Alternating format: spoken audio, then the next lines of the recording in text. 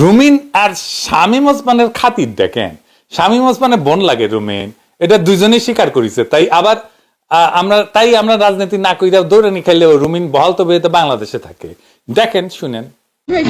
আমরা রুমিন ফারহানকে খুঁজে পাচ্ছি না। ও এমন সাজ সেজে আসবে যাতে ক্যামেরা এবং দর্শক দুইটাই ওর দিকে থাকে, ওর কথাই সবাই শুনে।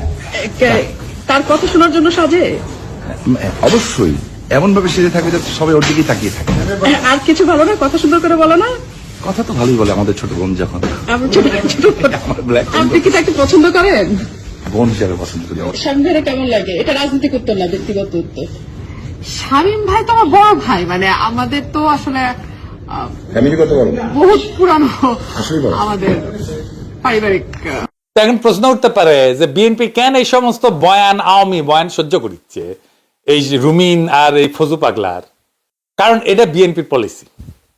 বিএনপি মনে করে এই যে আওয়ামী লীগের ভোটগুলো সে টেনবে এগুলো বইলা।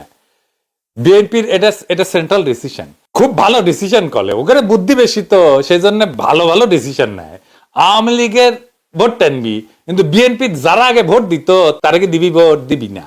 হ্যাঁ, তারা জিন্দেগি ভোট দিবি না। তো বিএনপির বুদ্ধি বেশি হইলেও আক্কেল কম।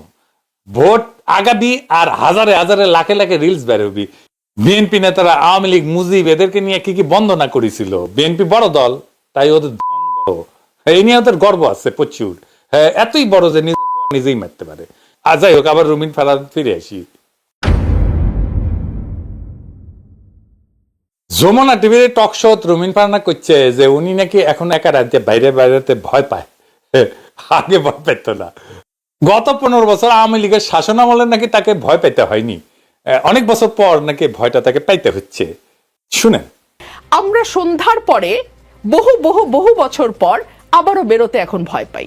আপনিও ভয় পান, স্বীকার করবেন কি করবেন না জানি না, আমি ভয় পাই ভাই। এবং আমি এটা সকল